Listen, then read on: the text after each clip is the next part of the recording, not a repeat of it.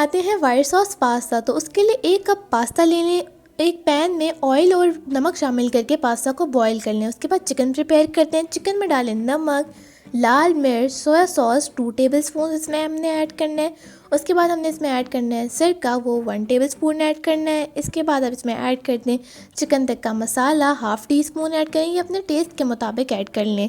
उसके बाद आप इसमें ऐड कर लें वाइट पेपर, आप इसमें जगह ब्लैक पेपर भी यूज़ कर सकते हैं। इन दोनों को अच्छे तरीके के साथ मिक्स कर लें।